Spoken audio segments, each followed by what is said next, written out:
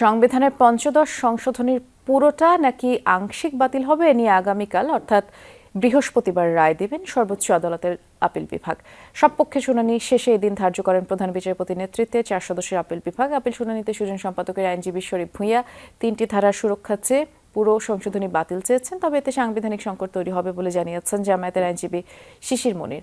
Attorney general barrister Ruhul Quddus কাজলও বলেছেন, পুরো সংশোধনী বাতিল না করে কিছু বিধান সংসদের হাতেই ছেড়ে দেওয়া উচিত। এর আগে হাইকোর্টের রায়, গণভোটের বিধান, আপিল বিভাগের রায় তত্ত্বাবধায়ক সরকার ব্যবস্থা ফিরলেও পঞ্চদশ সংশোধনী আইন সম্পূর্ণ বাতিল না করে অন্য বিধানগুলো সংসদের উপর ছেড়ে দেওয়া হয়। জনগণের মতামত গণভোটের মাধ্যমে নেওয়ার কথা ছিল, কিন্তু কোনো গণভোট অনুষ্ঠিত হয়নি। তো আমি বলেছি যে এই কারণে এই সংশোধনী পুরোটাই বাতিল হওয়া উচিত। এই পঞ্চদশ সংশোধনী পুরোটা বাতিল করবেন না, এটি আমাদের প্রত্যাশা। পুরোটা বাতিল করলে বেশ কিছু ভ্যাকুয়াম বা শূন্যতা দেখা দিবে।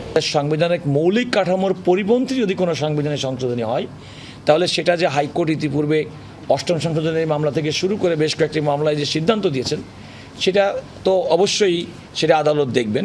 পার্লামেন্টে আমরা সরকার বিরোধী দলের পক্ষ বিপক্ষের নানা রকম বিতর্ক বাংলাদেশের মানুষকে উদ্বেলিত করছে। পরে আদালত আগামীকাল বৃহস্পতিবার এটা চূড়ান্ত রায় ঘোষণার জন্য দিন ধার্য করেছেন।